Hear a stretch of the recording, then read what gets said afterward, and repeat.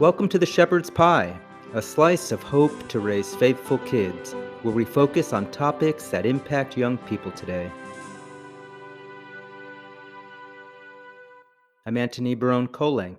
I'm a father of 5 who served in the Air Force for 21 years. I'm now a law professor and a columnist for Practical Homeschooling magazine. I'm also the author of The Harwood Mysteries, an inspirational medieval fiction series for kids aged 10 and up. Here on the Shepherd's Pie, we want to inform, inspire, and help you to raise happy, healthy, faithful kids, whether you're a parent, a teacher, a grandparent, anyone. In today's episode, I speak with Hope Bollinger, the managing and acquisitions editor at Endgame Press. She has multiple books out, including a middle grade book that focuses on the topics of kindness and empathy. We'll be discussing why it's important to foster kindness and empathy in our kids, and how we can use fiction to grow those qualities in our youth. And in the entertainment segment, I ask Hope to review one of her favorite middle school books, The Legend of the Storm Sneezer.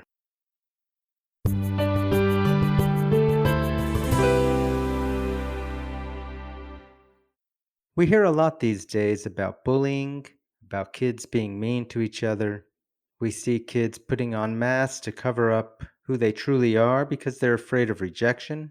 And we sometimes wonder, where is kindness and empathy in kids today, especially in the world of social media and texting, where so much of the communication between our kids is done at arm's length.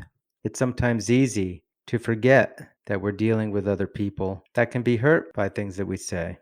How do we encourage our kids to have more compassion for others and to fan into flame the virtue of kindness, to not be afraid to be kind to others?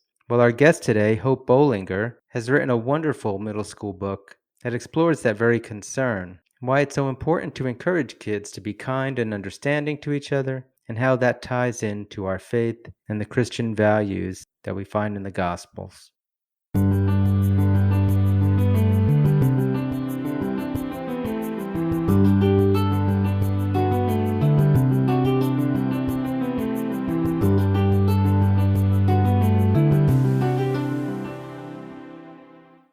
I'm excited to have as my guest today, Hope Bollinger, the managing and acquisitions editor at Endgame Press.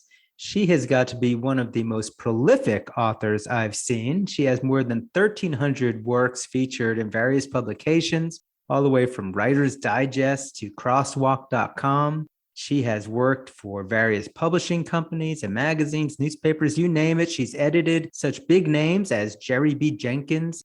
She actually studied writing at Taylor University, became a literary agent before she graduated, where she helped place 70 books during that year. She's won all sorts of awards for her essays and writing, and she also writes plays, does modeling, sings in the choir.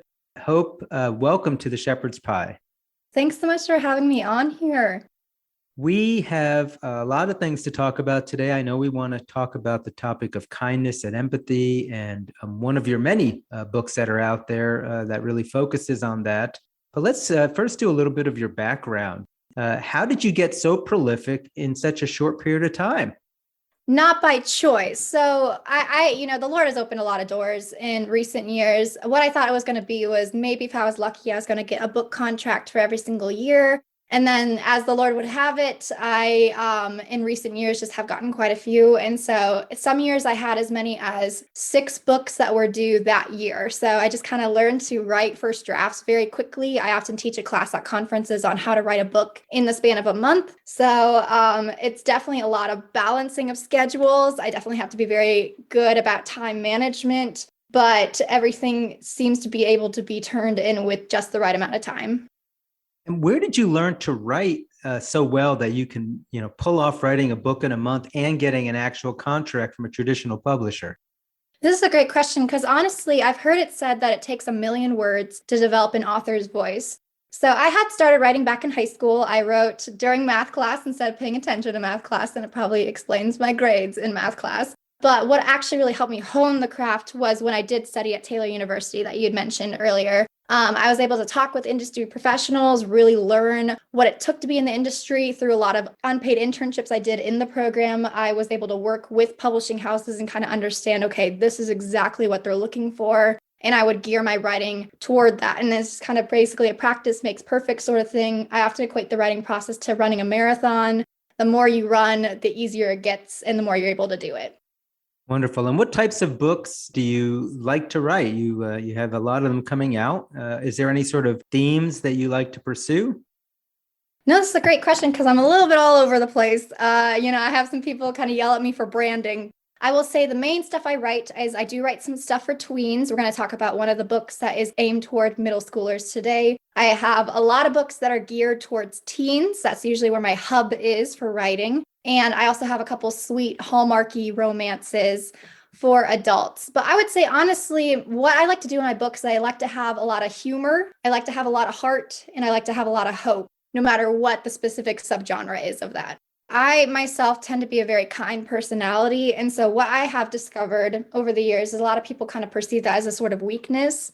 So, one thing I really like to really promote is the idea that kindness is a strength, not a weakness. Just because I tend to be more of a gentle sort of spirit, and you don't often get to see portrayals of that in the media. So, a lot of times I'll have characters in different books, not just this one, where they will either be gentle or kind. And I'll show that that has its strengths. All right, so let's talk about kindness for a second then. Is there enough kindness in the world? And you're writing for a young audience, and we hear a lot about bullying, online bullying. Did some of your own sort of formative years help you to want to focus on this as a theme?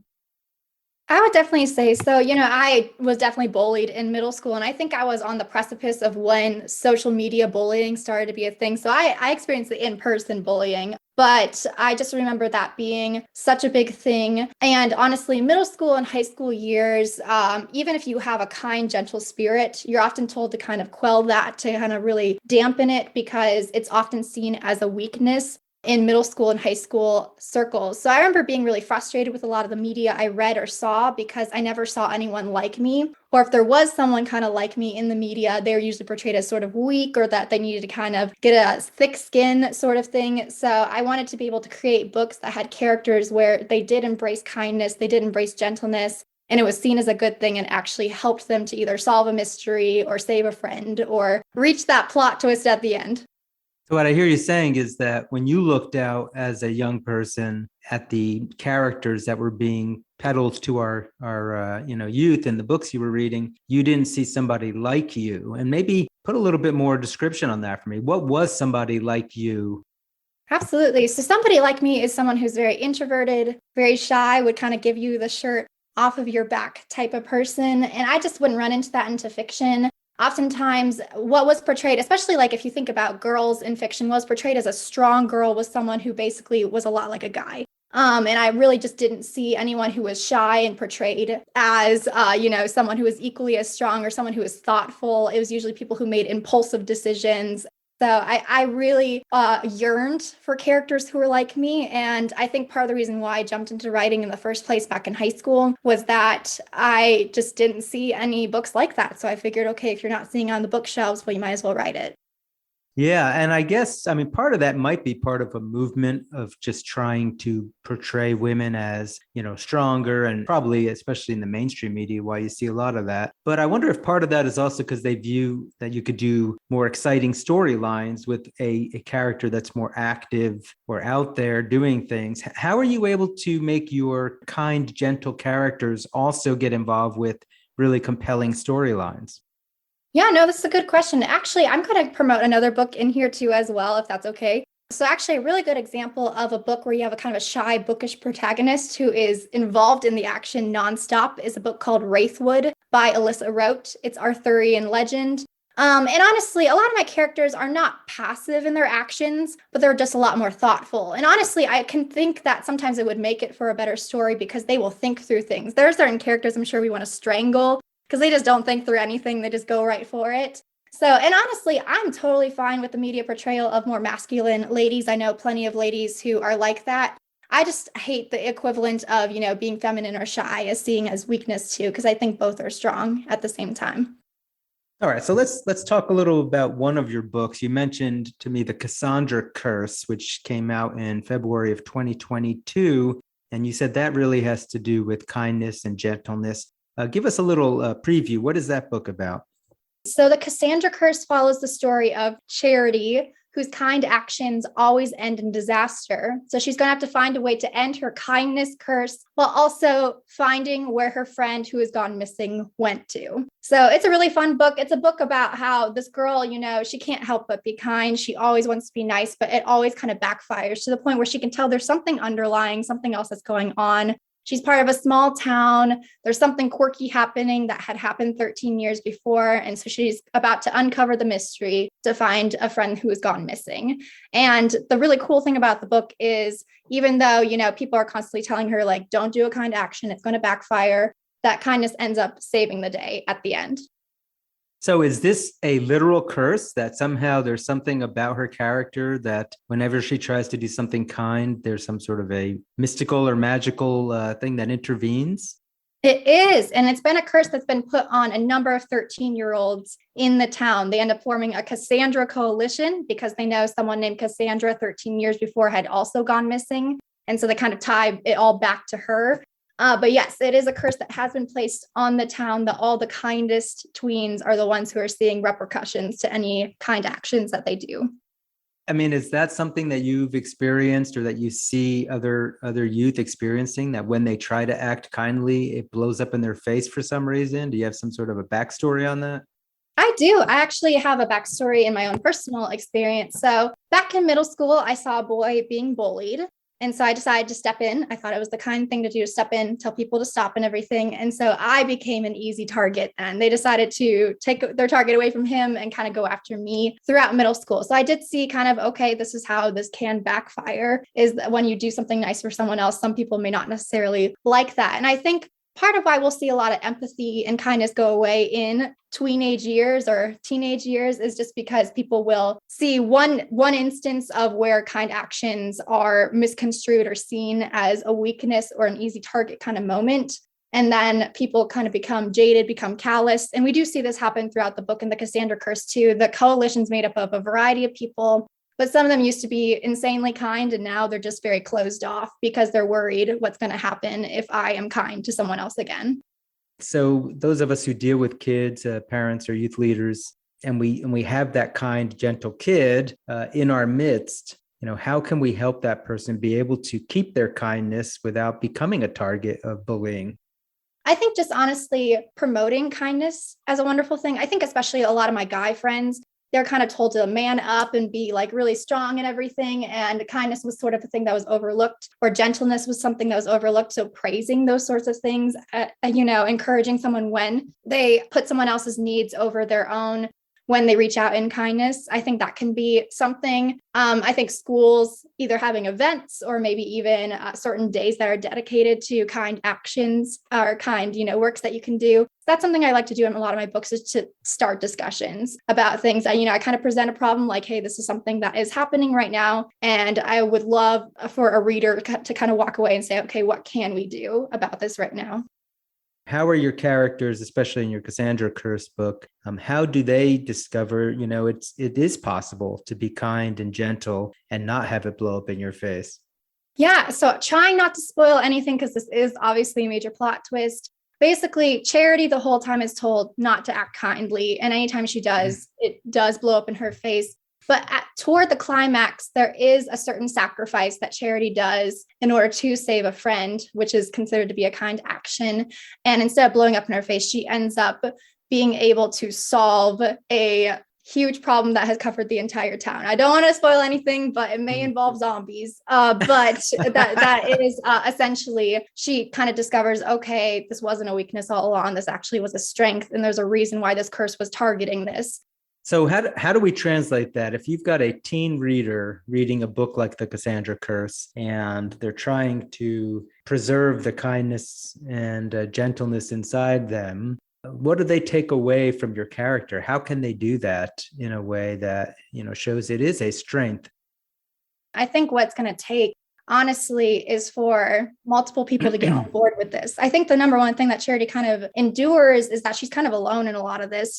She wants to be kind, but everyone else is telling her not to be. So what this kind of looks like is people also standing up for kindness, for it to trend on TikTok, instead of whatever is trending on TikTok. I think that would be, for people to encourage friends when they are acting selflessly to one another. But yeah, I don't think it's a solution that could happen overnight. I think it would have to be something that multiple people would get on board with, because it's certainly difficult to be that one person who does it. And yeah, that is the thing too, is also, I'm sure a lot of people are not kind of bringing some of this stuff to parents. They may just not want to burden them with it. They may think, okay, this isn't that big of a deal. I think back in middle school, I just figured, okay, this is just how people at my age act. And, you just kind of, it's one of those realities of life.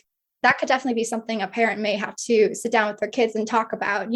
Are you running into any issues at school? Is anyone kind of treating you not how you should be? Because I think if my parents had sat me down and talked with me about that, I probably would have been a little bit more honest. Yeah, that's what I was going to ask. We know bullying's a problem, so what could we do better? Kind of, especially in hindsight, as you're looking back, what could parents or teachers do better to try to get that kind of honesty from a middle schooler? Because I would imagine, middle schoolers might be like, I just don't want to bother you with this, or you're going to make it worse if I tell you. Yeah, no, I mean, honestly, I think just having a lot of honest discussions can lead to that. I think regularly facilitating conversations, if that looks like around the dinner table, if that looks like, mother-daughter time, father-son time, whatever that looks like, just knowing that there are safe places to have conversations. I think that is one of the most important things someone can do, is let someone know, I am here to listen, and this is a place where you can share whatever you need to. Obviously you're approaching these things, I think, from a faith-based point of view when you're writing these stories. How does, faith factor into a story like the Cassandra Curse?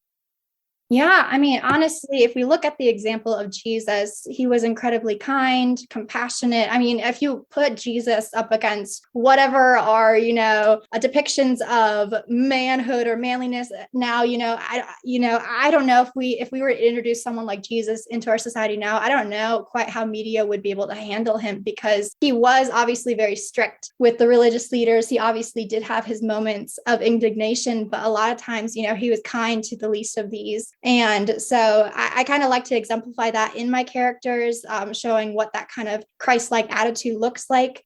And obviously, Christianity kind of will butt heads a lot with culture. So I think a lot of times, gentleness and kindness are looked down upon just because it's not a natural thing for a lot of us. I think a lot of us would rather kind of resort to pettiness or revenge. So it's not necessarily natural for us to kind of sit back on knowing that God will handle certain situations, and that it's just far better to be compassionate and kind when we need to be. Obviously, standing up for ourselves when we need to. I don't want to say we shouldn't do that, but also prioritizing empathy and understanding that someone is going through something that we may not necessarily understand.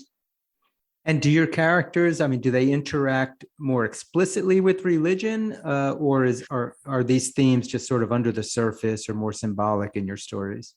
So, I mean, it depends on the book, because I have certain books that are very explicitly in the Christian market, and I have some books that are in the general market.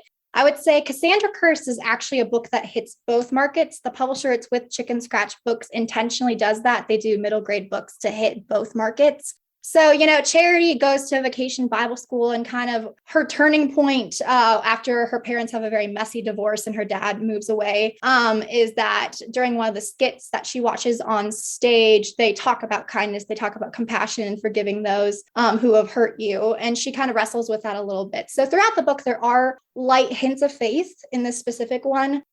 Just depending on if my book is specifically geared towards the Christian market or for the general market, that faith element's going to be a little bit more vague in the general market versus the Christian. But I always try to have some sort of something that's going to point to the gospel in whatever I write. I really do try to have something that makes the writing feel a little bit different than what you're going to kind of encounter if you're just going to pick up a book by someone who is not necessarily a believer. All right. One other thing that's just been rolling around in the back of my mind as I've been doing this interview with you is you seem to be somebody who, as a young person, experienced a lot of unusually amazing success at what you were doing, even as a literary agent, even before you graduated. How old were you when you published got your first book contract? Yeah, so I got my first contract when I was 21. So I was still in college. I was about a junior in college. And obviously, it sounds awesome. Like, when you kind of read through the bio, it sounds like, okay, Hope has racked up a lot of bylines. She's done a lot of things. What I don't really show in there is the number of rejections in there. So it took me from when I started writing at 16 to when I was 21 to finally get that first book contract. And I know that sounds like a short amount of time, but that was me kind of hitting the ground, trying to sprint, trying to do everything I can. So, actually, at a recent conference I was teaching at, I encourage people to ask authors what their story is because it's never an easy story. Yes. So, obviously, the Lord has opened a lot of wonderful doors, but what I'm not including in that bio is there were tons of doors that were slammed in my face along the way as well. So, advice to aspiring authors who are having to face some of that rejection early on. I mean, any words of wisdom to them? There are so many I wish I could include, so you're going to probably have to stop me. But I would say the biggest thing is do not give up on your project. I think there are a lot of good authors out there who give up too soon. And I was almost one of those authors. I can point to many points in my writing journey when I was about to give up right before the Lord opened a door. So know that your writing can inspire a lot of people, can really, I think part of the reason why we love reading so much is it does increase empathy, it does increase kindness. So don't give up, constantly be investing in your craft and, really incorporate prayer into the process because the Lord is going to be with Christian authors every step of the way, no matter if doors are opening or if they're not quite opened yet. That is great advice. All right. So, for folks who might be interested in getting a hold of your books or learning more about you in general, where would you direct them? Yeah. So the best place I can send you is to my website. That's hopebolinger.com. Bollinger is Bollinger. You can find bios, you can find links to books, and then just all the social media should be there as well. And are you very active on social media? I am. I will say certain social medias over others, but I do try to be relatively active on there. But of course, there's always room for improvement for sure. Wonderful. Now, I know we're gonna hold you over here for a minute because Hope has also agreed to do my book review in the entertainment segment. But before I get there, just to say again, thank you, Hope, for coming on the show today and bringing some of your unique insights on kindness and gentleness. I do think it's something we don't see a lot of in our characters, so it's great to see somebody who's writing that regularly. Yeah, thank you for having me on here.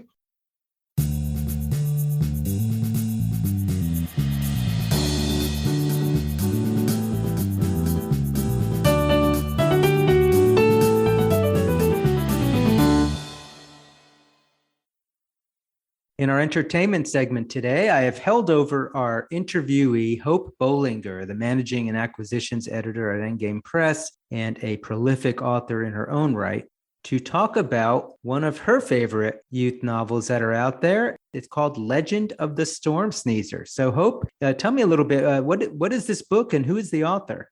Yeah, absolutely. So, Legend of the Storm Sneezer follows the story of 13-year-old Rose Schuyler, who sneezes a magical storm cloud at birth, and it follows her around everywhere. But unfortunately, it has caused some issues in the public. So, she is sent to an asylum for unstable magic. And it is such a fun book.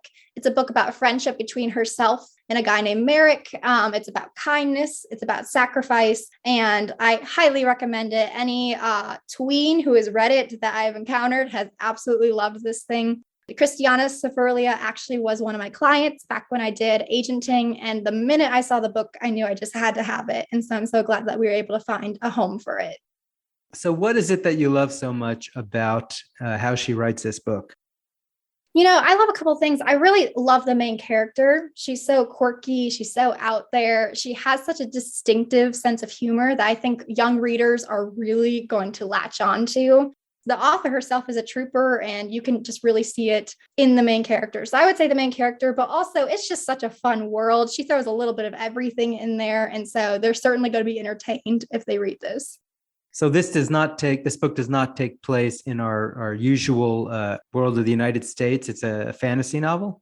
It is a fantasy novel, so it takes place in a completely different world. She did all the world building herself. And what age range would you say this is most targeted for? I would say especially 8 to 13 years old. And the protagonist is a girl. Are there any very major boy characters in there? Yeah, I would say Merrick, her friend, is the major boy character in that. They are best friends. They are introduced right off the bat, and he's great too. He's kind of a gentle giant sort of character. He's obsessed with maple syrup, all things maple syrup and everything. And he has his own kind of snarky sense of humor too that I really enjoy. As far as, let's say, if you're a parent getting this book for your 10-year-old kid, is there anything in there that parents should be aware of, or any themes or anything that would be appropriate only for certain ages? I would say if you are wary of any ghosts being in books, that is something to keep an eye out for, because in the book there is a subplot that does involve some ghosts. But aside from that, I would say, there's no objectionable content, that it really is very clean. And there's a really cool salvation message that is throughout the book. Where does faith factor into this book? Is it very explicit? Is this something, is really meant for a Christian audience, or is it a more mainstream book? I would say this book does hit mainstream, but the author is a very strong Christian herself. And there is a very clear salvation message in this book. There is a certain sacrifice a character has to make that is very reminiscent of Christ's work on the cross. And so I would say there are lots of lines throughout the book that do point to biblical truths, but the author is aiming to hit both audiences. So if parents are also looking for a resource for maybe friends of a kid who are not necessarily Christians, this could be a great one to point them to. Wonderful. The book is titled Legend of the Storm Sneezer. It's part of a series of books, the Stormwatch Diaries. This is book 1, and the author is Christiana Ciferlia.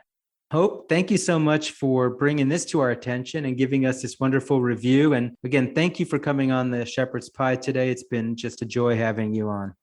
Thank you for having me.